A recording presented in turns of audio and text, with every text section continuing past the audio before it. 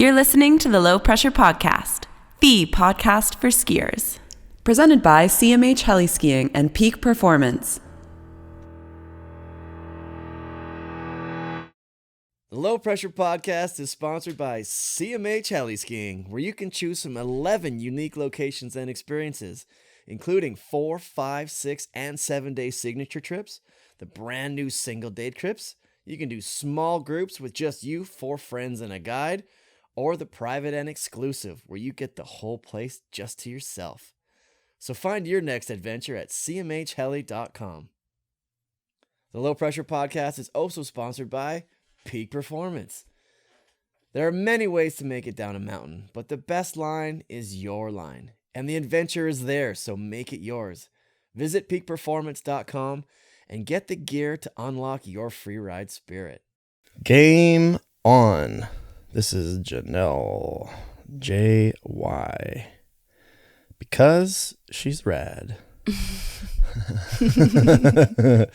Hello. Hi. I'm so glad you made it. Yeah.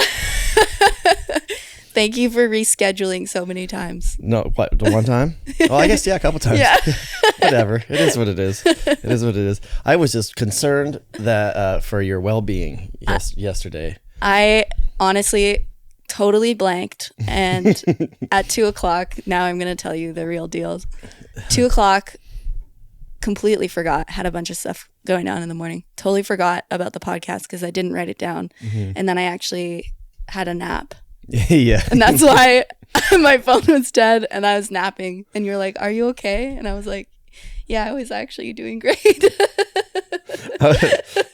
Time of my life here. Yeah, it was a really nice nap. Yeah, well, I'm glad you're all right. Yeah. So I was like, well, she's usually pretty on it. That's really not like her. So Yeah. I was like, oh, I'm getting kind of concerned. And then afterwards I was like, mother... No, I was kidding. she goes to me. No, if I don't write it down, I will forget about it. I had the whole thing set up, and I was just sitting here like twiddling my thumbs. I was like, did I just get stood up? Did I just get ghosted? I'm so like, we're not sorry. even dating. Yeah. God, this is the worst. I am crushed, yeah. No, it's all good because you've got a lot going on right now as well. Yes. May I also suggest Google Calendar is really helpful. I do use that usually for things, but I was like, things that are important. But I was like, I'll for sure remember this in my head. Yeah. And then I it's all good. blanked. All good. Classic. All right. Well, now that's over with. Yeah. You made up for it. You brought me scones. It's delicious. Yeah. And cedar treats too. Yeah. So Yeah. that's pretty sweet. All right. Well, let's get rolling. So you have a lot of things on your brain right now because you are making plans, shifting plans, figuring things out. What's happening? Yeah, exactly. It's just kind of the way things go in skiing. So always changing due to weather and everything. But I made plans for the end of spring to head up to Alaska. Mm-hmm. I didn't have anything official planned with any film companies, and I was already in Europe for a month with MSP. So I was like, sweet, that's my seg. I had to drop out of a trip to Mike Wiggly's with TGR. Right. Didn't Em take your spot? Yeah, Emily went instead. But yeah, I was just having some back issues from Europe that I hadn't dealt with at all. So I was like, okay, I'm gonna take this trip off. But I was like, okay, probably won't get another opportunity to film the TGR, but that's okay. Film with MSP. That was awesome. So then, I just made these plans. I have a bunch of friends heading up to the Thompson's Pass. They've got a sweet camp set up there already with hot tents. So I just booked a ticket and I was like, I'll just show up, rent a sled from a friend and just go cruise around and get some GoPro clips. My boyfriend's a photographer too. So he'd be down there, probably pull out the camera, take a few photos, pretty just chill last minute Alaska trip that was lining up. So I was pretty stoked for that. And then TGR called 2 days ago and they were like, do you want to come on a heli trip to Haines with us? We need you to decide by tomorrow. So I had one day to kind of okay, that the dates work, I can definitely go. I don't want to miss that opportunity, but I'm just having to kind of rearrange my flights and figure it out, trying to see if I can still get to Thompson's Pass for a little bit of shredding, but I'm just realizing getting around in Alaska is like pretty difficult. Yeah, right. You look at a map and you're like, oh, sweet, it's not that far away. And then you're like, oh, wait a minute, is there even a road there? Yeah. Yeah. Well, I just hear these like names being tossed out all the time, like, you know, Haines, Juneau, Anchorage. I'm like, okay, sweet. Like, fly here. They're all fly probably there. connected just by one road up the coast. Yeah. Yeah. Like, maybe I can just like fly here. But then looking into flights, like, Valdez only has like a certain amount of flights. There's not flights every single day. And then there's all these ferries, and they only run on certain days too. So it's like to get anywhere, especially like Juneau to Anchorage, like that's like 18 hours, like Oh, for by real? car. Yeah. So it's like You got to jump into one of those like puddle jumper airplanes or whatever. yeah, like and Like I guess push pilot. yeah, you can like charter planes too, which I got to figure out. But all the websites are like pretty low key websites. Like Yeah, that's right. It's like as soon we get our internet between these hours and these hours on Tuesday to Thursday or whatever. yeah, pretty basic website to figure these things out. So, yeah, I'm just trying to like make it to Thompson Pass for a few days still and hang out with the friends. Hopefully, get like 1 or 2 days on the sled. Yeah, right. Get 2 birds stoned at the same time. Yeah, right? exactly. And it'd be really nice too, just to like dip my toes in for a few days, get used to the terrain, and Just then, be up there and just gonna mentally get prepped. yeah, Just at least to look at it, even if you're not getting into anything gnarly, but just be like, okay, I'm here. yeah.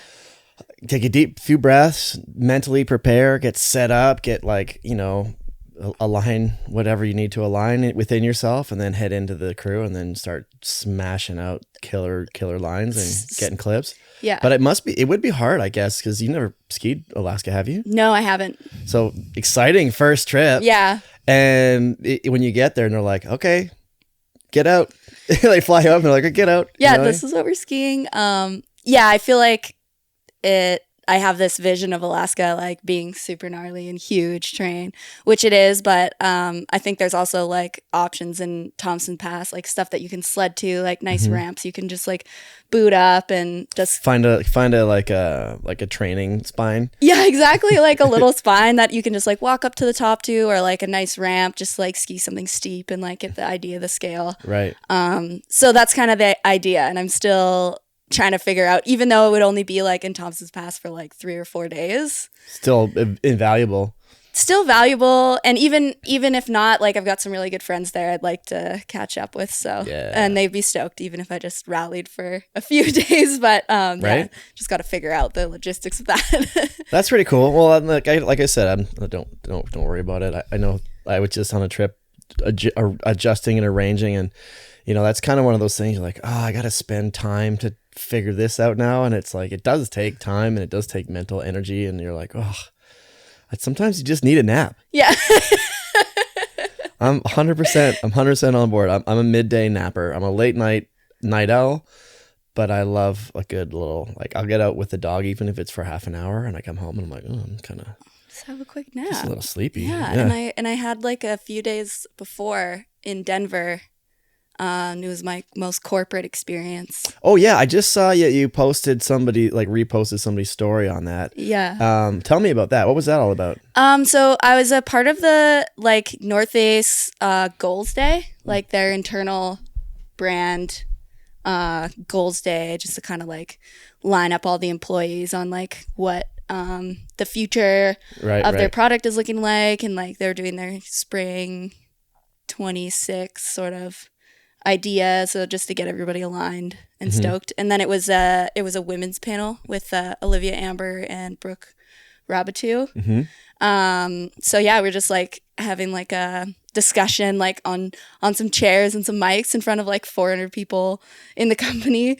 So it was pretty crazy, pretty corporate for me.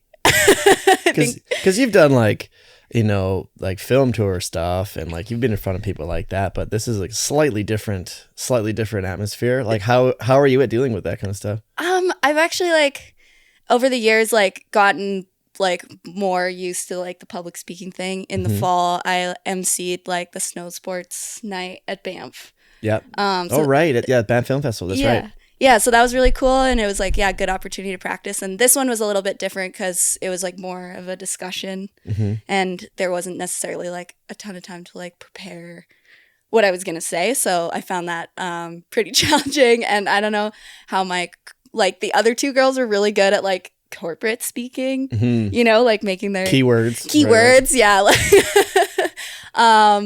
But maybe it was refreshing for them to hear like someone that doesn't know how to speak corporate. Right. Talk. Cut through the bullshit, cut through the email vocabulary. Exactly. Do you know what I mean? Let's circle back on this. I'd like to touch base. Yeah. Like, as per my last conference. I hope this email finds you well. And Yeah, like, yeah. those memes, it's like, this is how your email finds me. I actually follow an Instagram account. I don't know what her name is, but it's like her just making fun, doing little skits, making fun of all that kind of stuff. Yeah, and is that like, corporate Aaron?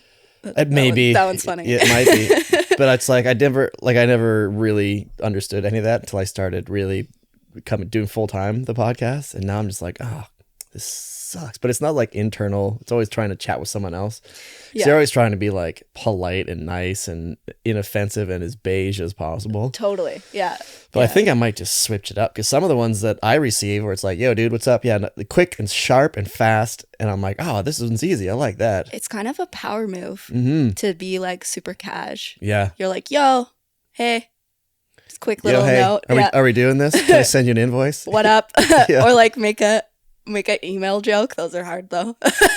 Yeah, they're out of context a lot of the time. But yeah, it was really, really cool to see that part of the brand because I feel like I'm obviously pretty disconnected from the fact that it's like a company.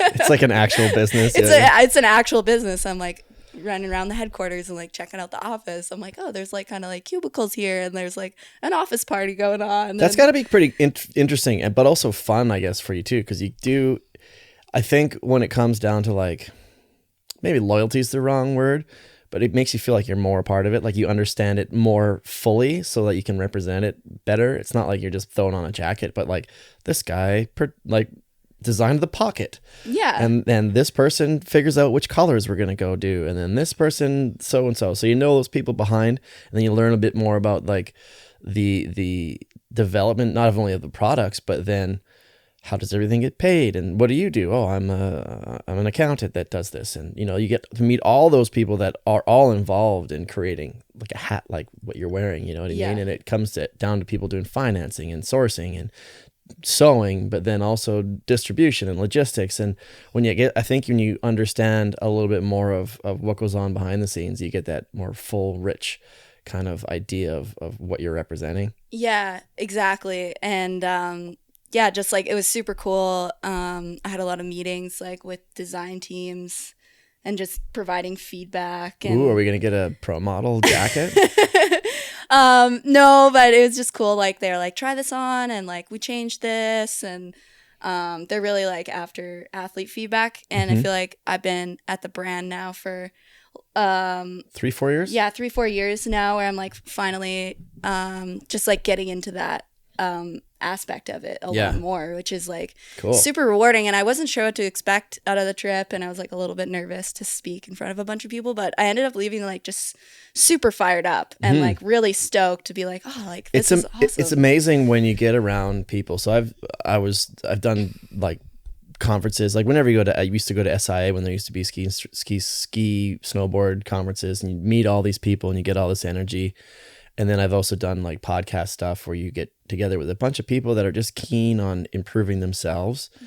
And it's just absorbing all of that positive energy or all of that energy. And I always leave those things just ready to run through a brick wall. Like, let's go. Like, I'm ready. I'm fired up. I'm motivated. You know? Yeah, big time. Yeah. So that was a really cool experience. And I actually got to take home a pair of like winter boots that they're developing right now. Are those ones you wore when you came in? Those are like another sample that they're giving me to kind of test out just to see like how they work. But these boots I was like so excited on because I got like an email like photo, and they were like just looking for feedback, and I was like, oh, these look crazy because you know, I use like boots to sled, and they're like really trying to develop something that like the athletes can use for that, and just like expeditions and stuff. So I was just really fired up to give my 2 cents on this boot. And that's key too, because you can have like half and half boots. So a lot of times I'll sled in like gum boots. They're just loose. Yeah. And then I have an old pair of Sorels if we're like sledding, and then like, I'm not a big fan of sledding in my ski boots because I'm not a great sledder. I'm okay, I can get around, but I'm like, I'd rather just have something that's a little bit more soft and loose. So Yeah. having something that's lightweight too, that you can just swap out quickly. Totally. Yeah. So they're like, yeah, developing that. And I'm like super psyched. Like I got to take them home and And are you going to give some feedback and be like, hey, you need to add a buckle right here? Yeah, exactly. So they're like, we don't really know. Like, we designed this cool boot, but like, we need to like test it and see if it works. And yeah, so I'm Very cool. fired up. Very nice. So I'm sure you're on their list now. You did a good job. You'll be coming to several of those. Yeah, hopefully. Janelle, working on your like post skiing career as a professional speaker. Yeah, come to my TED Talk. Yeah, right? Why not? Start developing it now. It usually takes a while. So with this collection of episodes I'm doing with the Blondes, I want to kind of, because you're all interesting individuals and fascinating people, like independently, aside from, you know, the fun-loving, hard-shredding, goofy core of skier chicks that we all know. So where are you from? Like, where's home for you? Where'd you grow up? So I grew up in Calgary, Alberta. Right. Yes. Right in the burbs. So it's not that far of a mission to Revi. When did you end up heading out there? Like, what was the reasoning and the trigger that made you want to leave and head towards the mountains? Yeah, so I competed in slopestyle during high school, and I was always at Canada Olympic Park, COP. COP. My brother used to live like right behind there. Yeah. Like, was it Cougar Ridge or something? Yeah.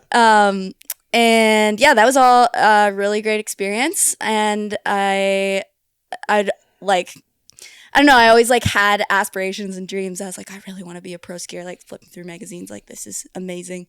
I want to do this so bad. And I was actually looking at applying to art school. And then I took a year off after high school and traveled around a little bit. And then also did like some ski trips, like the Powder Highway, and went to Revelstoke and had just like a really awesome time and thought that town was really cool. So then instead of applying to art school, I was like, I'm going to go do a year in Revelstoke and ski bum and see how that goes. And but I also kind of had this like ulterior motive where I was like, I kind of want to be a pro skier, like, and I was like, maybe I'll give myself like 5 years, and if this doesn't work out, then I'm gonna apply to school and do something else. So moved to Revelstoke and then then ruined my life. Just kidding. What are you talking about? If you ruined your life, you would not be on the Low Pressure podcast right now. That's true. I like to phrase it like that because I think it's kind of funny. Yeah, right. That's when things went downhill. I had a similar story where I just was like, I'm going to go skiing and I'm going to take a year off. I never had the aspirations of becoming a pro skier just because I wasn't that good. But it was like, all right, well, I'll go to school. And then it was a good season. And I was like, well, that was pretty fun. I might as well do that one more time. 10 years later. And then it was a bad season. I was like, oh, I can't end my like ski life like on a crappy year. So I'm like, I might as well do one more. And then it was a bad year again. And I was like, well, no. And then there was a good year. And I was like, well, that was great. I'm like, I'm stuck. Yeah, I'm stuck. Yeah, 10 years later. This is where I live now, Here right? we are, yeah. So yeah, as it does work out like that. And then just in the first year in Revelstoke, and I met Tonje and Emily, and for some reason they also had the same idea in mind, like pro skier. Who'd you meet first? I met Tonje first, and she moved into the house I was living in at the time, because we had this like, shared house, and there's like 5 bedrooms, and we had an empty one to fill. And then my friend was like, there's this really hot Norwegian skier chick. She's looking for a room. And I was like, oh, cool. Like, sounds great. Like, get her in here. And then she moved in, and yeah. We're like, oh, you're cool. Yeah, you're cool. You're cool. Yeah. Let's go shred. Let's shred. And then I met Emily in the train park in Revelstoke. And this is when she had like short purple hair. Emily did. Yeah. And she was like, she would ski around with no poles on a pair of Solomon Rockettes and this pink jacket. Yeah. And she's just shredding, and everybody thought she was like a little boy. Yeah. So she was like this little pink boy, like skiing around. And I was standing in the park with a mutual friend at the time, and she like skied up, and she was just like, his name's Max, and she was like, Max, I just did some double backflips. I just tried it. And he was like, that's sick. Awesome. And then she skied away and just like greased a down flat down. And I was like, whoa, who is that? Yeah.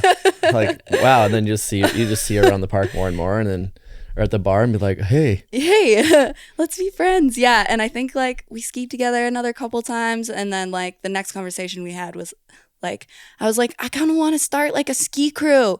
What do you think? And she was like, yeah, that would be really sick. And I was like, I think we should like get like a beer sponsor and just like name it after the beer sponsor and hopefully get a lot of beer. And that was like kind of, met her again another time. And then after that, had that conversation like pretty much immediately. Right. Yeah. And like you live with Tonje, so you guys have already had these conversations, right? Yeah. Because you guys were, and I talked about this with Tonje, you guys were the Caribou Blondes, and she told me that I thought you guys were getting beer for like ages, but that wasn't really the case. No, we had an interesting strategy. So we were like just kind of after free beer, and it was like mostly it wasn't ever like a serious thing. We were just like, let's just get beer for the homies and like let's partner with this Caribou Blonde, because for some reason we'd been drinking that a bunch and all of our friends were drinking that, and then we just named ourselves after that beer. All right. Yeah. It wasn't the other way around. Like, we're blondes. We'll call ourselves the blondes. Yeah. Like, look, there's beer that says blonde on it. It's the reverse. You're like, we're just drinking this beer. All right. That's okay. Okay, nice. So I sent some emails to Caribou, which is a brewery out of Prince George. Mm-hmm. And I was like, hey, like we have this ski crew and like, we want to be sponsored by you guys. And we named ourselves after you. And they were like, what? Okay, cool. Like, and they just sent us like a ton of like merch and like a bit of beer. Oh, really? And then our beer demands like skyrocketed. Was it like I don't know if you ever seen the Trailer Park Boys, or like Ricky gets a little bit of cash and he's like starts spending it like crazy. You're like, hey, we got some beer, and it's just like, boom, we're partying, and then all of a sudden you're like, no beer left. Yeah, exactly. Well, like we would just get the flats, and then all of our friends would be like, we weren't like severe alcoholics, but like all of our friends taking the beer. And then you're in your early 20s living in a ski town, shredding. Yeah. Like beer's going by. Beer is not going to last very long. Beer is flowing, and all of our friends were like, oh hell yeah, free beer. And we were like, yeah, free beer for everybody, like we'll just keep it coming. And then they just didn't deliver, and they would just send us like this crappy merch that was like, I don't know, like keychains and like hats and stuff. Right. And they would love to send us that, but then they were like not delivering the beer, so we dropped the Caribou. That was after a while, though. Yeah. It's like a couple of years, wasn't it? Yeah. A couple of years. It was once we entered Intersection.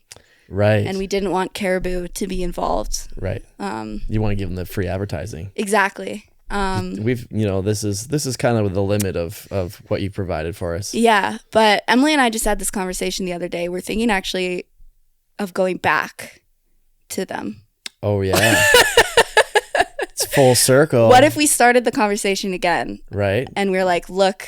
We don't give you the naming rights, but this is that full circle story. Because you guys still drink beer, apparently. But yeah, it was funny. Everybody would just like buy boxes of Caribou Blondes and like be like, look, like right. It's amazing the support. People are like, look, I got the same as you. Yeah, you guys are rad. I support you. They were stoked. It was like, they could have maybe had a big opportunity there. I don't know. You never know. They might still be interested. They might still, because you guys, had some fat tire things going on for a little while. Mm-hmm. Yeah. One of our old partners, I think I put them in touch with you. Actually, no, I talked to Tyler. I was like, you guys need to talk to the Blondes. Yeah. He's like, who are the Blondes? And I was like, check out their Instagrams. And then the next thing I know, you guys were drinking some beers. Yeah. Same kind of thing though, right? Just beers, not much more than that. Yeah, no, they actually sent some like really nice product, and they also supported our film. Oh, right. Yeah, amazing. They chipped into the film. They were like amazing to work with. I think that working with Tyler. Yeah, Tyler's awesome. Shout out Tyler Weedy. Shout out Tyler, and I think it just got kind of more and more difficult to get us all together. Right. Over the years, and like really pump out like the fat tire stuff. So that's kind of like fallen off a little bit. Yeah. Yeah.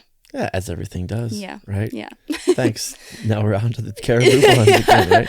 But yeah, it was awesome having their support. There's a sweet brand. So that was your version of the origin story of the blondes. So when did you we get your ski crew, and then you could start ripping around, and then when did you start filming, and like how did that start going? Yeah, it was like the first year we decided to make this ski crew, and then we went out snowmobiling with some of our American friends that they were living in the parking lot of Revelstoke, like 4 dudes in a tent, like a truck camper. Yeah. And like totally bumming it. And it was hilarious. But they had snowmobiles and they took us out. They doubled us out for a couple days. Yeah, right. And we all did like, I think if you go to the very first post the Blondes ever made, it's like the 3 of us like trying to backflip and just like exploding. Yeah. But yeah, that was the first day. And then we just got really fired up. And actually one of my best friends, Amber Nelson, she was also there with this ragtag American crew, and she had a sled too. And she would just like every night we went to the bar and we saw her. She was like, "You guys have to do this. You have to get sleds. You have to start this crew. Like, you have to do it." And she was like, she can get like super locked on to like a topic, and she'll be like, "Gotta do it." Like, really, she believes in something. She's like, "I'm making sure that these girls buy snowmobiles." Yeah, exactly. And yeah, so that was like for sure. She's credited. Shout out Amber. If you ever listen to this podcast, I'll send it to you. But she was definitely a huge driving force for actually doing it. Very cool. So then we know kind of a lot of the history. You guys moved into Intersection. You did some stuff with Alex Armstrong in Intersection, I think the year before. Was that the year that you guys were like had 10 people on the one sled? Yeah, exactly. That was Intersection is so awesome. It's hilarious.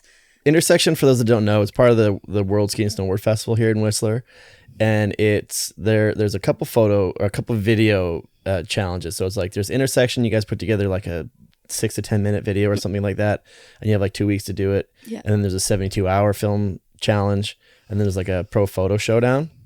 That's actually coming up this week in Whistler. But yeah, anyways, the Intersection one, it was kind of where you guys as a team really were like, "Hey, welcome to the Blondes. Introduce yourselves," really. Yeah, totally. And it was like also Alex Armstrong headed that whole operation. So she was like, "I've signed us up for Intersection." And we were like, "Oh my God." And she was like, "We don't have a filmer." Mm-hmm. And we were like, "Oh God." So we like a week before it happened, like crowdsourced a filmer. This guy, Keenan Desplankis. Keenan, yeah. Just such a legend. Like, that guy is an incredibly patient guy. Like, he was dealing with like 10 girls, like just a shit show, like lots of tears, and he just powered through and made like a super awesome edit out of it. So big thanks to him. And yeah, we signed up for Intersection, and then we were like, okay, we don't know how to do this.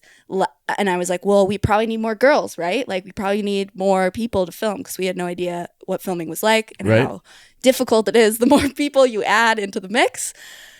But we were like, whatever, let's invite. I invited every like ski girl I knew. I invited Andrea Byrne, Jess Hodder, yeah, Alex was there, and then Ginny White, and my friend Jessa Burke was there, and then the 3 of us, and I think that's everybody. Oh, and I also invited like a snowboarder, Marissa,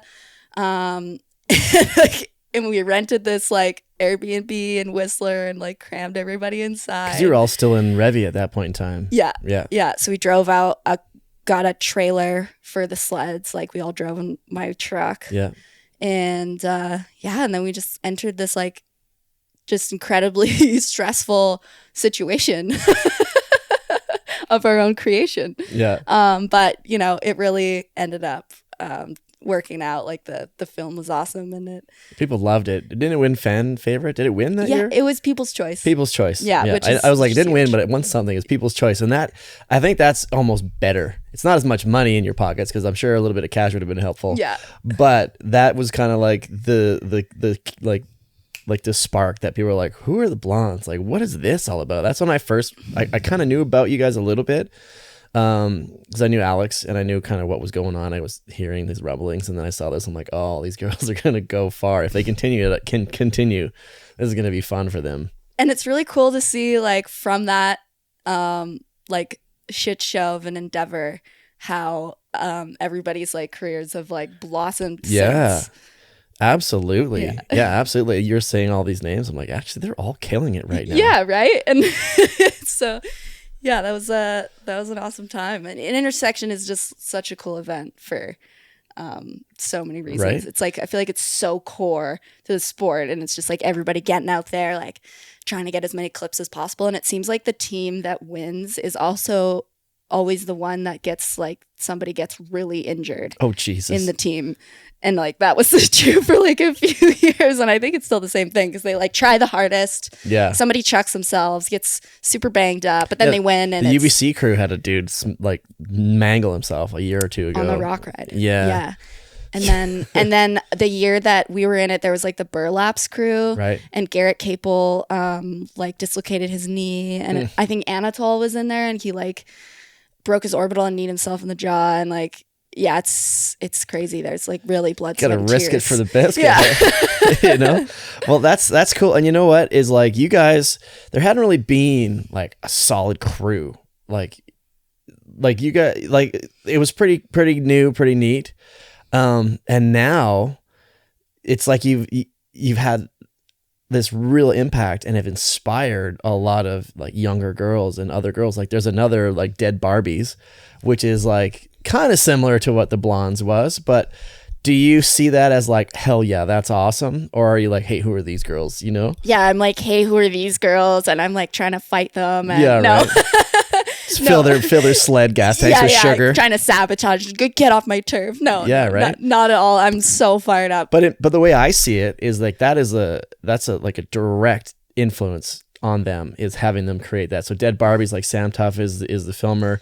You get writers like Meg Cummings, who's like a looser version of the Blondes, it seems. Yeah. But like that's just how she appears on the outside. But when you get to it, she's like rock solid. Yeah. Like on her skis, she makes sure she gets her shit taken care of. Like there's that whole crew, and then watching that, I'm like, that has to be a direct progression from what you guys started. Which how does that make you feel? I love it. I'm so fired up. Sam Tuff is like, you guys are the blueprint, and I'm like, oh, thanks. And I would love to like, just collaborate with them somehow in the future. Do like a cameo? Yeah. I think it could be super fun. And yeah, I just look at them and I'm like, they're way rowdier, but they're also like way more dialed. It seems like they.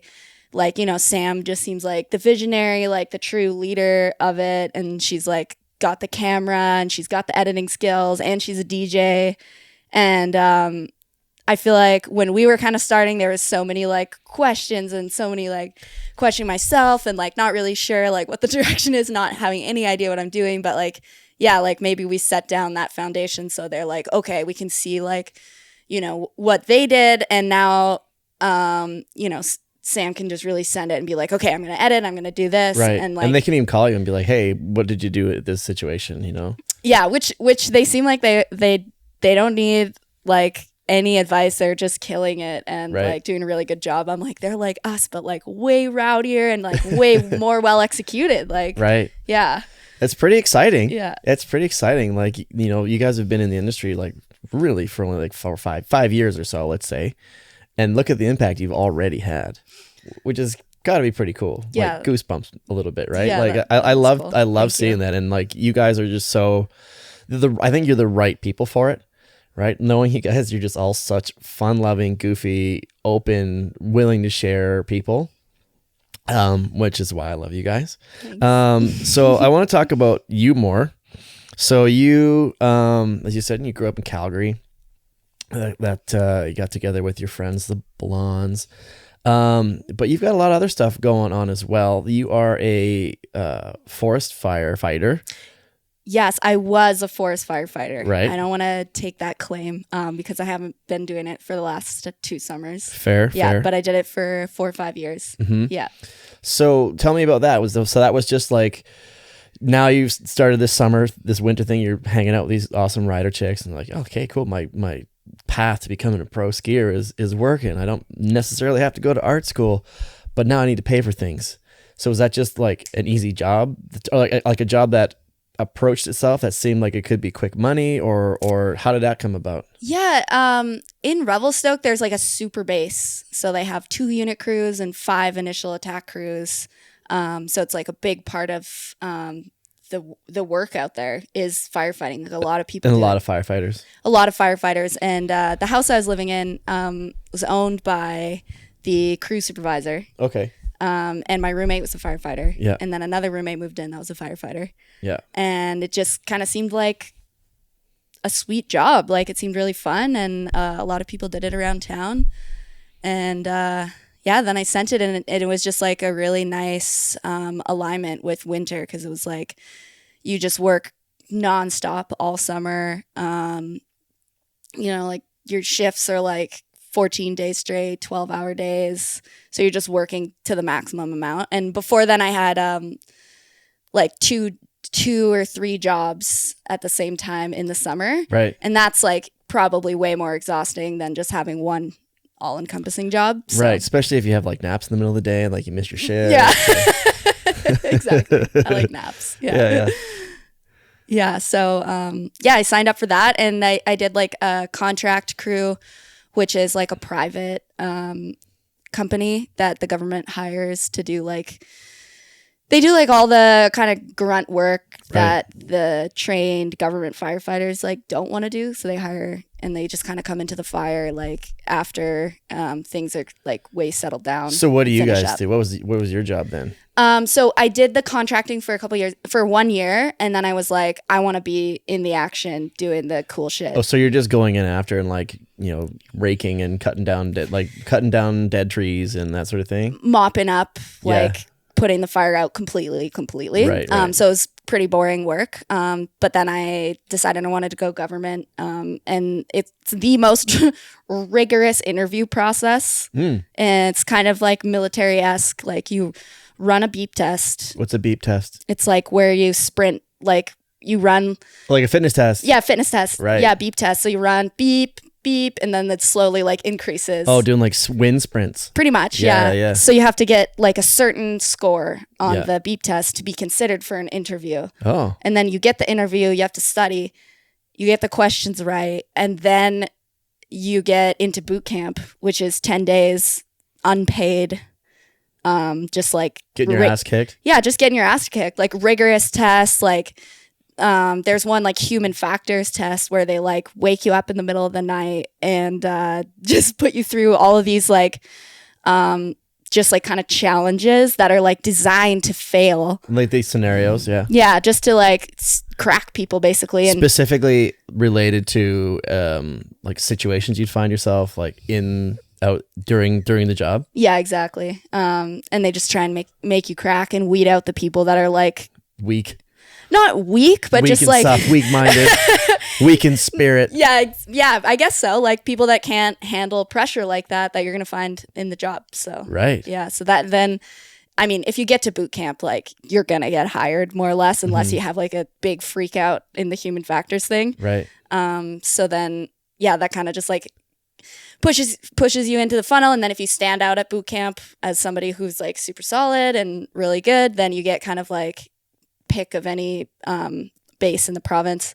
And I had connections to the Revelstoke base, so I was pretty much a shoe-in for that one, which is like a super popular one for everybody. Right, it's an awesome place because to you're live. not in the middle of nowhere. Yeah. Like, so you managed to stay close to home, because like I'm sure like it came about, you like chat with dudes in the bar, you get guys at home, you're like, what about this, what about that? So it's probably like a slow build to being like, I'm gonna do this. Yeah. And then now you've got all these people that will put in a word for you to be like, yeah, she needs to be at this base. She needs to be. Yeah. I was like a friend. The crew soup was like a friend of mine. I'd gone biking with him. I was like, will you hire me? He's like, yeah. Yeah, that's awesome. So then you do that for like a handful of years, and then like we've had some pretty gnarly fire years. Yeah. And so like any like super sketchy positions or things that you found yourself, like scary moments that you found yourself in? No, the BCWS is like a really safety conscious organization, like almost to a fault. Right. But at the end of the day, it's pretty good. Like in Canada, we have so much forest, and they generally won't put people on those lines. If the fire's like really big, they'll send machinery, helicopters, Right. and they'll just like kind of let it burn. So there's the front line, which is usually like like bombers and that sort of stuff, machinery, and then there's like the next phase is kind of when people like you would roll through and just sort of like assessing the situation, figuring things out, and then there's the grunts that that you did that first year. Yes, exactly. Like So there's like several tiers. Yeah, but then if in really busy fire seasons, as it's happened, like we use contractors for like the stuff that the forest firefighters are trained. Don't have time to do, right? Yeah. But they're also like really people that have a ton of experience and still great at that. But I never really encountered too many like really scary situations. Like the job is like super adventurous though. It's like it is kind of scary when you describe it. It's like you've got like a chainsaw on your back and there's like fire creeping like further. There's like a stump on fire like right beside you as you're walking through the forest in the middle of nowhere. Totally. And it's like slowly creeping forward. And you're there with like a chainsaw and you're like cutting the trees that like are beside the fire, moving the fuel to the side so that it doesn't burn. Fuel being like brush and yeah. So it's a super intense job. Like, but I just loved it so much. Yeah, excellent. So this is a nice tie into like the next section is so there's so many things to talk about. So you and we're going to jump around a little bit here, folks, but I have a direction. I've got a direction. So you're also making a film of the fire thing with the CK9 crew, who also you've been working with. You met them at IF3. Yes, thanks to you. Yeah, staying at my shout out Ryan Perry. So we had IF3 and we had like we had like a VIP house, and my friend Ryan had lived out in Emerald, and he's like, "Hey, can we rent your house for?" He's like, "Just use it." I was like, "Thanks, man." That's so nice. And then you guys and the CK9 crew came in because they were there for one of their films. I don't know which film. Tatum's. That's right. Passage. Right, Passage. Yeah. Tatum's film. And then you guys got connected, and I heard down the road that you were like, "Hey, maybe we're going to do a project together." So we'll skip around a little bit, but you ended up doing the current film, like How did we get here? Exactly, which we're finding out right now, which was that we'll get back to that. But because of that relationship, you started actually working with them at their studio in Nelson, and you guys are putting together like a film about forest fire. Yeah. So Simon and Clay, CK9 Sudios, the Sea Dogs. They had been firefighters for like 10 years. Oh, they were firefighters too. Okay. So they in the Kootenay area, they're just doing that work for 10 years. They were crew bosses, like calling helicopters in, like doing all the stuff. So they know fire really, really well. And they had always been wanting to make a documentary about like the British Columbia Wildfire Service and what goes into it, because I feel like you see a lot of media about the American hotshots. Right. But because the BCWS, they have kind of strict like regs on like public yeah. They're like, we don't need to talk about it. Yeah, we don't need to talk about it. Or we'll release our, statement. But they're very like cautious about this kind of stuff. So they hadn't been allowed, but since all of their connections in wildfire, and they partnered with Knowledge Network, which is part of the CBC. The Knowledge Network? Yeah. So they got, and then they got some grants, and they finally also convinced the BCWS to let them film this project, which is because they were like, "Hey, we've done this. We're not just people that are interested and want to tell a story. We've been involved in this.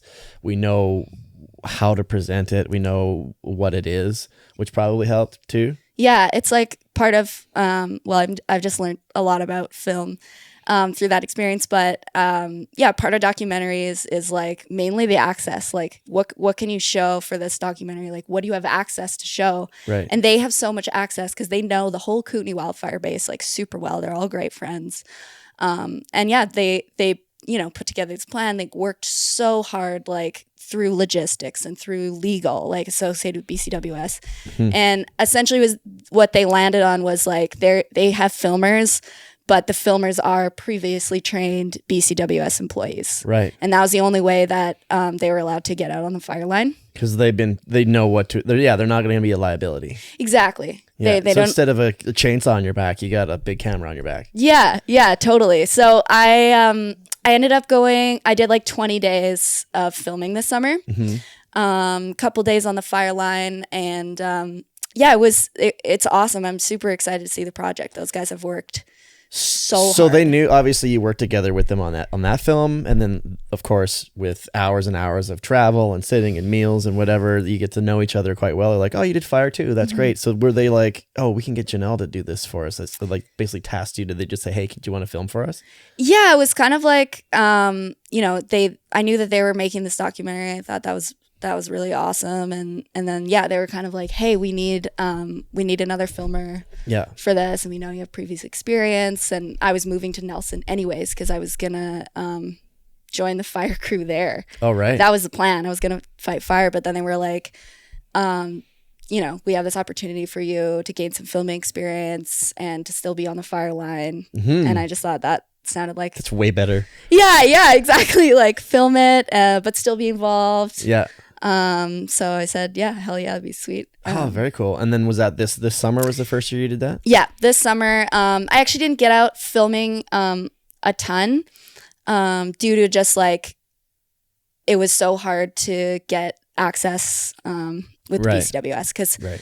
a lot of people, they kind of knew, like a lot of people in the organization were down, they cleared it, but then they just needed like approvals and when you're in the middle of fire season and it's just a big fire season and there's all these moving parts, we need to take care of the fire first. Exactly. You guys can wait a minute. Totally. So Right. that ended up being not getting out to the drama and the things that they were trying to capture because Right. people are just like so busy and You don't need to be here. working so hard and Yeah. like the addition of like this film crew for like a lot of incidents seemed like it was too much. So it was a lot of hoops to jump through and Simon was like just on the phone for like the entire summer. So Right. yeah, really, really big undertaking, but they still managed to pull it off. And Very cool. I'm And excited then to see so have you been in the offices like learning some editing process and stuff? Because I know they worked under the Sherpas. And like kind of cut their teeth learning and being mentored by the Sherpas. And now they're kind of doing the same. I know Cole Richardson's been in there doing a bunch of editing work. When I heard that you were heading in there, I was like, this is awesome. Like these guys are really are some of the best at what they do. And the fact that they're bringing in these really creative, really proactive athletes like Cole, like yourself, who just always seem to want to move forward and get something done. I love to hear that.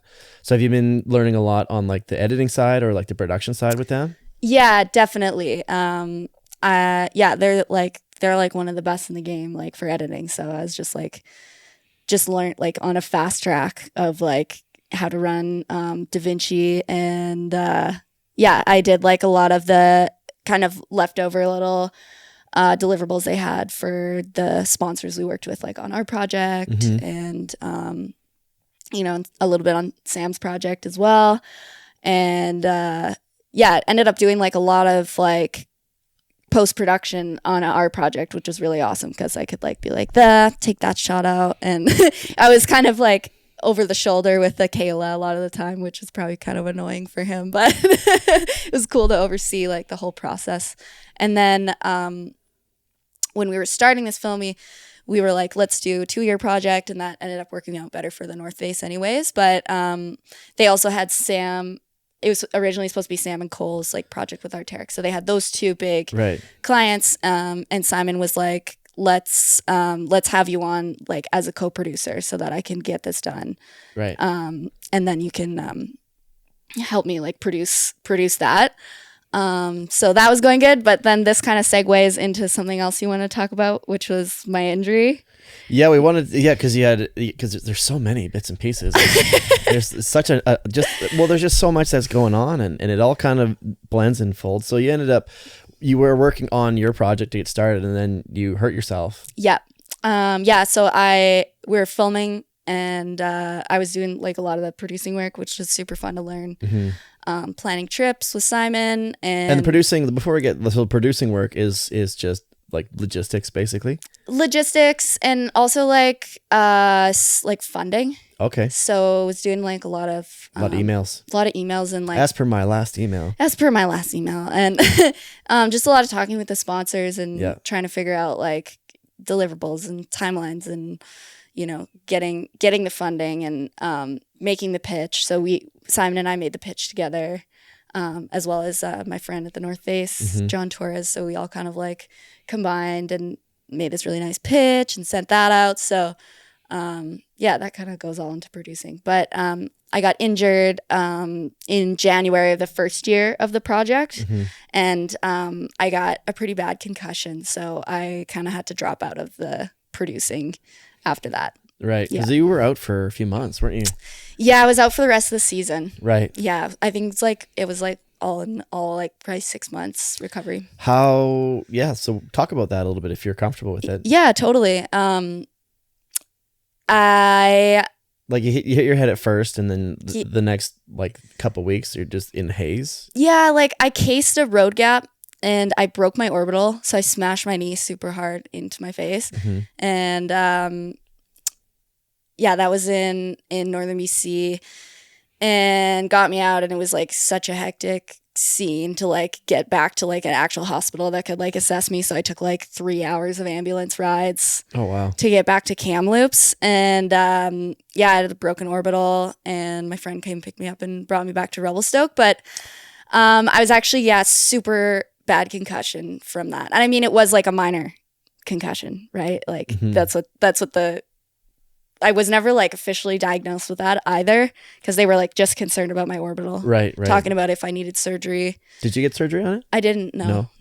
The surgeon I was with, he was like, it was kind of funny. He was just like, "Do you think you want surgery on your face?" And I was like, You're still seeing stars. You're like, I don't know. Yeah, I'm pretty. Should you be asking me this question? Yeah, I'm pretty out of it. I'm like, what? Why is this my decision? Like, aren't you the surgeon? Like, I don't know. Do you think I need a plate in there or not? Yeah. And so we ended up not getting the surgery, but I was like, if this guy's like unsure about operating on my face, it's probably better to not. Yeah. And so then I had a bad concussion, and that kind of like, I didn't really realize like how bad the concussion was, and I was kind of in this bliss of like, I'm gonna heal this orbital injury, and then I'm gonna get back to my project and get to producing and get back in the mix after 6 weeks. And I had this like timeline, and I was like super I just super convinced myself that it was all going to be good in 6 weeks. Right. And then that timeline came around, and I just like wasn't good still. I was still suffering from like pretty gnarly headaches, and like still really out of it, like hazy, and like all the like classic concussion symptoms. So what did you do on your path to try and heal that? It was a lot. It was super hard. Like just finding out like about like post-concussion symptoms, and like just really looking into like, oh shit, like this, some people have this for years, some people never get over this. So it was kind of scary, and like a bit of like, I was pretty lost, like trying to find, how to make it better. And I was also like at a loss too, because I was like trying every single treatment option that exists. I was like doing physio, acupuncture, massage, cranial sacral, like anything I could think of to just make it better. Right. But it was just the only thing that really helps, just time. Sometimes it's time. Did you talk to anyone else that's had like concussion issues? I know Tatum had a bad concussion a couple years ago.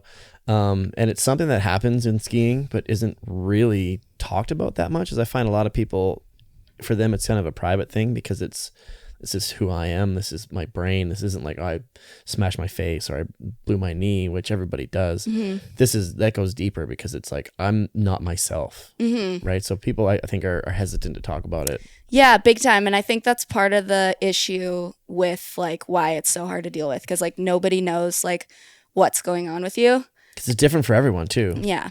And mainly you're just not acting like yourself. And for people that are on the outside that aren't your like really close friends and know what's going on, they're just like, you're acting kind of weird, eh? Like, Yeah, what's your problem? You're just like kind of socially awkward because like, you know, like lights are overwhelming and like social interactions like drain you so much. So that's probably the hardest part is just like the social aspect of like dealing with those symptoms because they like are in your brain. No one can see them. But so that put the project on hold was the whole project on hold or just you had to step back from it and it would just kind of slowed things down a little? I had to step back from like the production side of it. But I was like really keen for Emily and Tonje to like continue filming for the project. Right. And I was like, get out there. So yeah, they did that and they got some pretty great shots that year, but it wasn't like a super heavy production year. And then you added it. You basically extended it to a 2-year project. It was always supposed to be a 2-year. Oh, okay, well that's handy. Yeah, and Simon was like, "This is great because if someone gets injured, then we have another year." So that ended up working out. And to touch on that, finding other people that also have these symptoms. Yeah, like I post about it a little bit, and I would just get like floods of messages of people being like, "What's working for you?" I'm like having headaches. Like, what are you doing to help? And like, it was kind of like just like knowledge share from like random people or like people I knew on Instagram. Like this really helped me and that helped me. Right. So just like what are some of the wild ones you've heard? 'Cause I've heard people. I had a friend that had concussions and he had a hyperbaric chamber, like a health place near his house, and he just bought like 20 sessions and he would just go and like chill out in the oxygen tank. And he said that helped him. I know other people that have done like psychedelics or mushroom therapy, that sort of stuff. Anything else that's wild that you heard about? Yeah, there's also like an EMF mat, like PEMFit. Oh yeah, like they have up in there's a couple that does in Pemberton, don't they? Yeah, Pemberton, and also Mark Abma's girlfriend Nicole has one as well. Yeah, so I saw her a bunch. What does that do? I'm gonna butcher the explanation. Uses magnets and sends waves into your brain. Yeah, it's like it kind of like shocks you mildly with like a little bit of a like electrical current, just to like readjust something. Yeah, like readjust like neural pathways or something like that. It's like a grounding frequency. And you just lie on it, and did you use it? Yeah, I did it. Did it help? Yeah, I think so. I don't really know. I feel like the thing that did end up helping me a lot was microdosing. Oh yeah, mushrooms. Oh yeah, yeah. So that kind of because they say that they're proven to create new neural pathways and like new routes for your brain to start working in. Yeah. I don't know if it works for everybody. Obviously, this is not a medical podcast. We're in Canada right now. Yeah, we're a little later. We're in Canada, so that's probably why the 3-hour ambulance ride didn't bankrupt you as well. Yeah, exactly. So that ended up really helping me, pulling me out of the hole. Very cool. And you're feeling good now? Yeah, I'm feeling great. Back to normal, kind of sharp? Yeah. Do you ever think about that? Like when you're skiing, is that a thought in the back of your mind now when you're up shredding around and like, oh, okay, I'm lining up this big air. It's a little flat. Ooh, I got to make sure if I'm landing my legs a little farther apart kind of thing. Yeah, for sure. It's definitely, I think for any athlete, I feel like there's just a point in their career where they are sending, and then they go through a massive injury. And then that just all comes into play of like, okay, like you can't just like chuck yourself on any day. And there's like, it just made me realize like all the factors that go into like a ski day. Right. And like, are you feeling healthy? Are you feeling like emotionally okay? Like what's going on in your life that's making you think of other things, that you're not focused? And like, what's the light for the filming? Like, is it shitty light? Like, is it worth it? Is the snow good? Like, and I feel like I've definitely gotten a lot more cautious with all those factors. And I've definitely stepped back from a lot of things that I was just like, I don't feel like doing this and I'm just not going to do it. So I just only do things that I really feel like doing. And I definitely like try to find steep landings. the maturity of experience, right? Being able to be like, well, I've done this and I remember how it went last time. So I don't, and also, you know, in this industry and when you got a filmer on and there's high stress and there's money on the line, there's other athletes staring at you and watching, it's a lot of pressure. Right. Yeah, so sometimes you just need to be yourself and it's better to say, no, I'm pulling out of this one. Yeah. And I just think like, I just don't care anymore. That's great. I'm like, you got to take care of number one, right? Yeah. I'm like, I can still be a part of this. I can still ski something that I feel like is right. And yeah, there's a lot of money going into this, but like none of it is worth your health. Yeah, 100%. Yeah. 100%. Well, that's awesome. And then, so let's talk about the film a little bit itself. How did we get here? Well, that's why I wanted to chat with you guys. I wanted to have you all individually for a while, and I'm like, but everybody's all over the place. Yeah, it's so hard to track us down. Tonje was in Europe for most of this year, and like Emily's got her gig, which it's like she has to make time for skiing. Yeah. Because she's probably the busiest outside of skiing, I would think, or well, has the most, I guess, obligation. Right. Yeah. Like, obviously Tonje is going to school, and that's important too, and she can find space for that. But she can pick and choose when she wants to study. She can stay up later, and she can kind of choose her hours. Where with Emily's job, it's like you got to be here from here to here. Yeah, she's a helicopter pilot. Yeah. There's a huge like exciting career path for her there. I feel like she's a pro skier on the side. Yeah. Yeah. Right. Yeah. Which is cool. We'll cover that when we get to Emily's episode. Yeah. But so listening to you, you were kind of like the driving force for the film. So how did the idea for the film come about? Because obviously I've known you guys for a while, and I know you all have fantastic stories. When I heard you're doing that film, I was like, oh, this is great. And I thought it was going to be more of just a shred film, but it is more of like that backstory of all three of you. Yeah.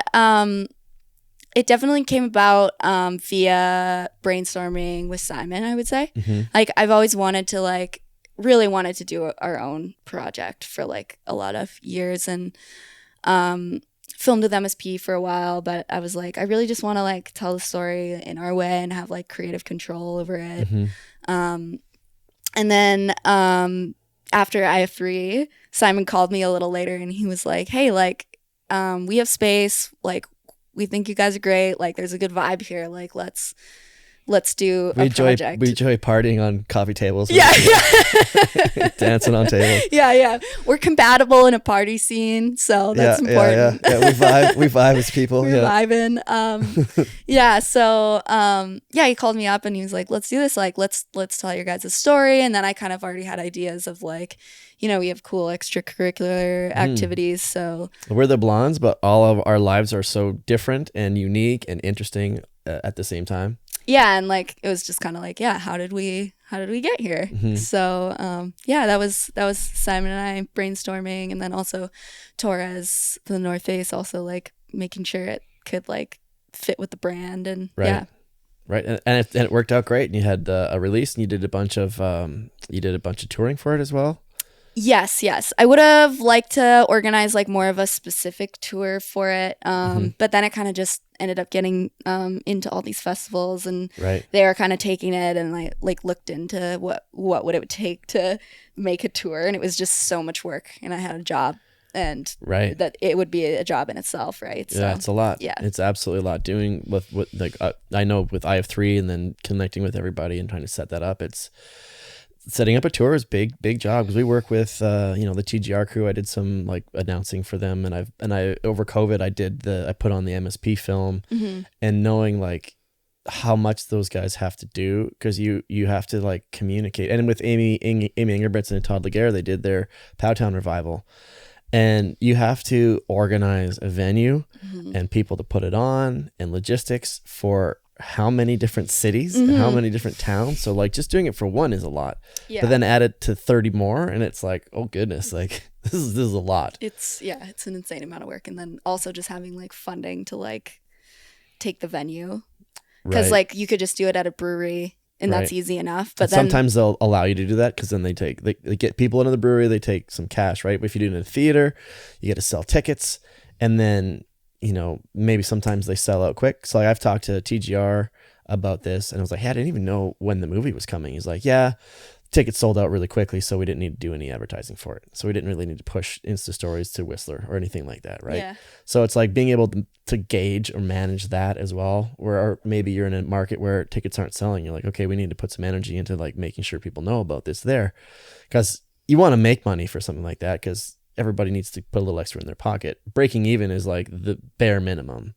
Yeah. Which is usually easy to do, but it's a lot of work. Yeah. 100%. It's a lot of work. Yeah. So I was grateful that it was just getting pumped out like in Europe and North America. I went on the Powtown Revival tour, and now it lives up on the North Face's YouTube channel. So. Oh, you just answered my next question. Yeah, go watch that. Everyone that listens to these should probably go watch that. How long is it? It's 20 minutes. Yeah, so it's a lunch break, or it's sitting at your desk on a Thursday and you're just over it at work. Just turn your screen a little bit. Make sure your privacy settings are on, so that when the boss walks by, they're not gonna see you guys shredding fjords in Norway. Yeah. Was that how was that trip for you? Tonje mentioned it a little bit. Talked about it. Yeah. She said it was super special for her. Had you ever been up there before? Never been up there. And I always said to Tonje, I was like, because she was like in Canada and she'd been there for like 4 years straight. And that's a long time to be away from home. Mm-hmm. But I was like, when you go back to Norway, I'm coming. Yeah. So that's actually what happened. Very cool. Yeah. And you guys turned it into a segment for the film. And then you went to Emily's home mountain, which her family runs as well. And like you guys covered a little bit everything. There was some fire footage in there as well. So yeah, Troll was really cool. We weren't expecting to make a segment out of it, but it was just like so awesome. And we were ski touring with like 10 kids. And it was like so epic. So it had to go in the film. And those kids are going to remember that for a long time. Like, we went touring with the Blondes. Yeah. You know? Our biggest fan base is at Troll. Yeah. It's insane. The kids are psyched on Emily and us. It's so cute. Yeah. That's really awesome. Yeah. So, you guys, we talked about this with Tonje. She has since moved on to Arc'teryx. Mm-hmm. And you guys were with North Face. And we kind of touched upon this where early in the days, it was like, no, we're a crew. All or none, right? And now you've gone half a decade into your careers, and we've talked about everything we've just talked about, already influencing another generation of skiers and riders. Well, you guys have established yourselves not only as a crew, but as individuals. So when you get a little bit bigger, sometimes it's not feasible for one company to hold on to 3 people, right? So, Tonje ended up shifting over to Arc'teryx. And everyone's like, oh, the Blondes are breaking up. She's like, no, absolutely not. But it's just a natural thing, is where you can't always be together all the time, right? Together in spirit. And then when you guys do get together and have your moments, a little trip here or something there, like that's kind of how it should be, I think. When it first came about where she was going to switch over, what was that conversation like within the group?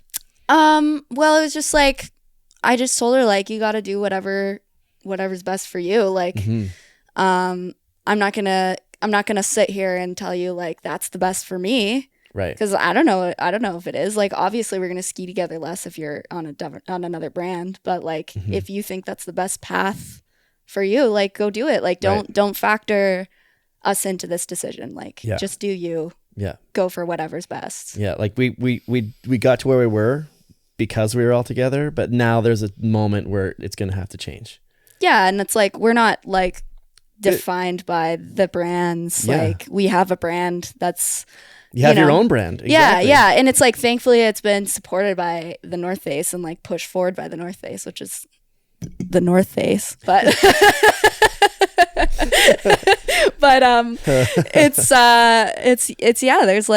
there's like so many other ways like it can go. Yeah, exactly. And like, just because you're on different jackets doesn't mean you're not going to be buds or not ski together and all this stuff. You know what I mean? Like, that's absurd if you're going to think that way. Totally. And then now you each have with something like that, you may have more of an ability to have more for yourselves while still being able to connect, right? Like, I would assume that, say you're all with the North Face, like they may have a lower budget. Maybe they have, this is how much we have allotted to 3 Blondes. Well, we still have this allotted, now split up between 2. So everyone gets maybe a little bit more, because when it comes down to it, this is your job, right? You need to make money to live and exist. And, being a pro skier, it's a privilege. It's a rare privilege, but it is a job, right? So you want to get paid appropriately for it. There's you spend your time doing this as a job. Yeah, your job means you get to go to Alaska and shred 6 spines and hang out with your friends a bit more than others, but there are still the emails, which we've talked about. Yeah. So you got to make sure, like, not only do you got to take care of yourself, like mentally, like we talked about, physically as well, but also like financially, like, I got to make sure I'm good. Yeah. Yeah, 100%. And I think it's just going to open like way more opportunities for Tonje too. And I think it's a great like step, and it's Right. exciting.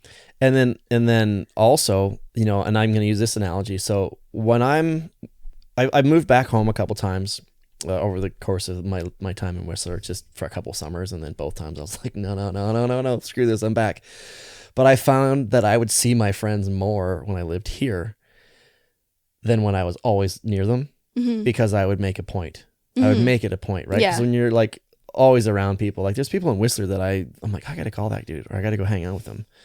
And then you find out that the two of you are in like a different place at the same time. You're like, yeah, let's get together. Yeah. Do you know what I mean? Like I see you more in a different country than I do when you live 20 minutes away from me, right? So maybe that's one of those things where, all right, now we have to put more effort into making this, because like you live in Squamish, you guys are always around. That's fine, but maybe there'll be more intention moving forward. Yeah, totally. There's there's a lot of exciting ways that we can structure things now, and just kind of have to like figure what that is, like, you know. I feel like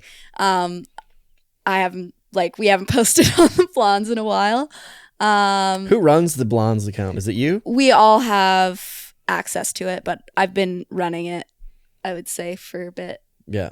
Since I was like in the office and able to just export stuff and post it And get material and content and stuff. Yeah, Right. so that was easier. So I'm just kind of like trying to figure out like what to do with the brand and how to move forward. Yeah. It's just a new stage, new phase, right? Yeah. Just adapt and move forward, right? Totally. But the Blondes, they're not dead. Tonje was very, very adamant. She's like, no. We're Yeah. Absolutely. Because you guys are just great friends Yeah. apart from all of that. Yeah. Really. And that's like at its core, that's what it is. Totally. Just And three really good buds. yeah, and I think that she was like having a hard time with that decision too, because she was like, I don't want to make you guys mad or whatever, but we're just like, dude, just do whatever you think is the best. Like, Right. And that's the core of a solid friendship too, is like, you know what you do affects me, but I'm going to support you because it's right for you, you know, but you know, as long as it doesn't, you know, you know what I mean? But like, that's really what it is. It's just having, you guys are like sisters, you know what I mean? You're best friends, your sisters, your business partners. You know, you don't get to where you are now without that understanding, that good communication. Things don't work unless you have that. That's pretty cool. Yeah, exactly. So who are some of your current sponsors now? Other than the North Face, right? The North Face. Never stop exploring. Yeah. Yes, them. Stoked. Stoked I get to be part of the team, and like I said at the start, just like getting more into the product design and like kind of the like bread and butter of like what it is to be like a pro athlete. Right. Like design stuff, like test the product. Like it was really exciting. And then Atomic Skis. Love them. Best skis ever. And then Smith Optics. You guys had a Blondes Pro model. We did. That was cool. I see them all the time. Should we run it again? They did one pro model and then they stopped doing the pro model, and they sold out of the goggle, and now we don't have one. I was in the peak lineup. Well, like that's the 3 weeks of snow that we had this year. And I was like, I saw like 3 or 4 pairs. Yeah. And you're like, you looking at, you got the BOA too? Yes, yes. That's the newest, latest, greatest sponsor is BOA. BOA Fit Technologies. I've got a BOA on my ski boots here. The Out of Bounds podcast has made a living making BOA memes. Yes, they have. Yeah, good for them. Great controversy. Whatever. They should be getting a kickback from BOA, I think, too, to be completely honest. Yeah, totally. And we were talking BOA. I used the BOA boot this year, and I like it. I think I don't know if I would like recommend it heads and tails above like buckles, but they're different. It does the job in a. It's pretty. There's a lot of minutia about it, but I like it. I do like it.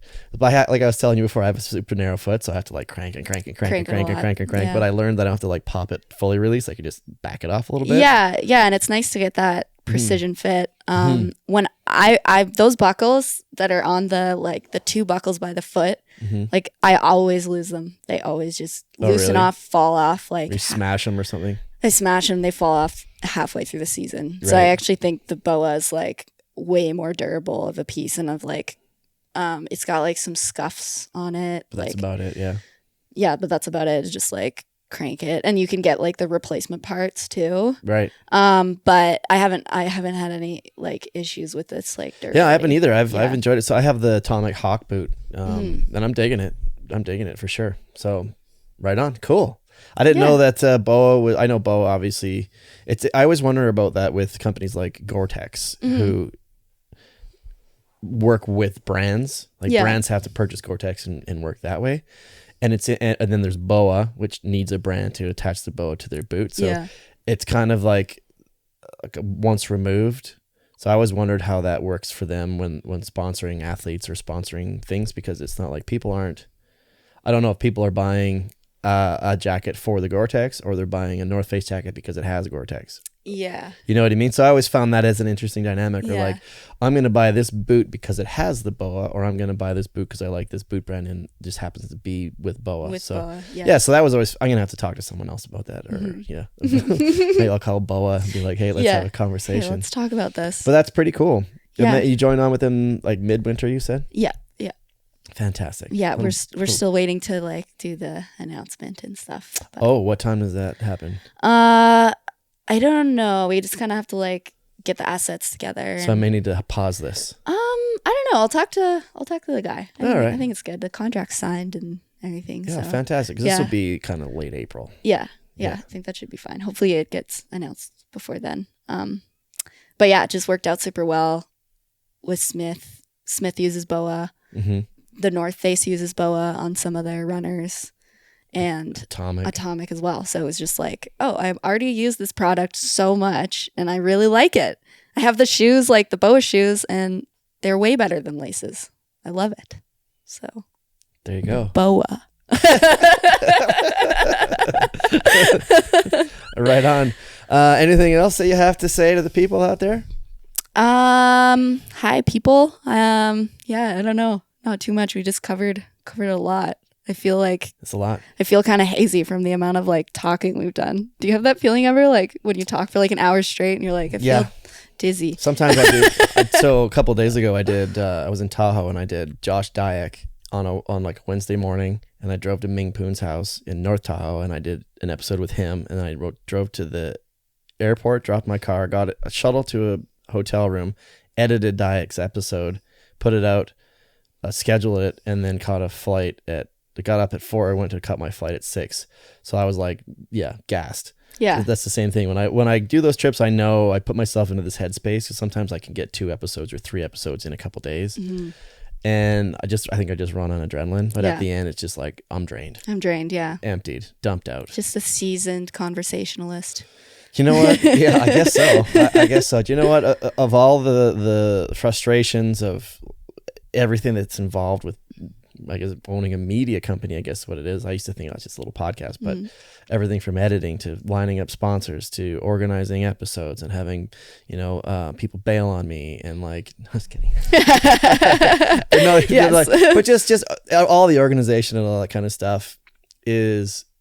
The conversations for me make it worth it, because I love it. It's just every time I do a conversation, I'm energized. Yeah, because I learn about people and I get I hear about new ideas and new concepts and like people that I'm interested in. I find things about them that make me think, and then after this, I'll probably take Cedar for a dog walk and I'll be thinking about something you said, and then I'll go. It really energizes me, to be honest. Yeah, that's awesome. It does kind of empty me, like not necessarily emotionally, but like physically kind of draining, because I'm on and my brain is like spinning. Yeah.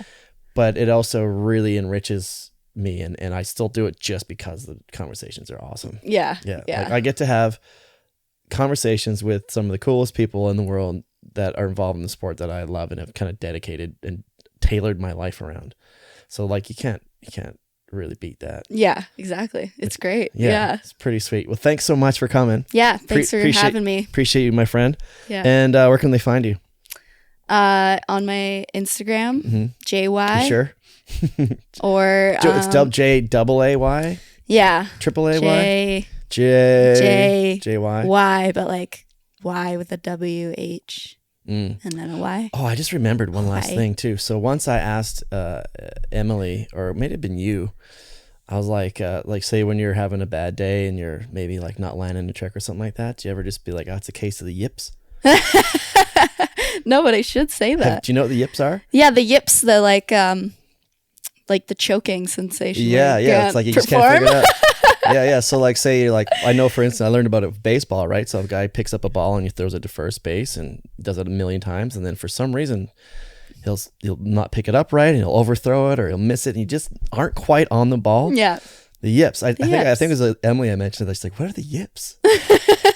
So if you ever have one of those days, you're like, I'm having a day of the yips. I'm having a Janelle. Right on. Well, we'll look forward to seeing you shred some slopes in the fall. This will be out later this month, and have fun for your first trip in Alaska. Thank you. Who's on that trip? We got Maggie Boysen, Parkin Costain, and Simon Hillis, plus a great crew of TGR filmers. All three friends of the LPP and former guests. And I know Maggie went on her first Alaskan trip last year. Yeah. And she ended up getting Skier of the Year, which was pretty, because that segment was badass. Awesome. And then you got Simon, who's a local kid who was on the show. So that's a good crew. Yeah. That's a really, really solid crew. And I'm excited. And Parkin and Maggie are like brother and sister, basically. Like, they grew up together. So that'll be I think that's a really good vibe. Good people to be around for your first trip. Yeah, totally. And I actually went to Wendell's camp with Maggie when we were like really awkward teenagers. So it's kind of a crazy full circle moment there as well. I love it. Yeah. Right on. Well, thanks, JY. Thank you. Talk to you later. Bye-bye. You've been listening to the Low Pressure Podcast, the podcast for skiers. This has been a Redmark Media production.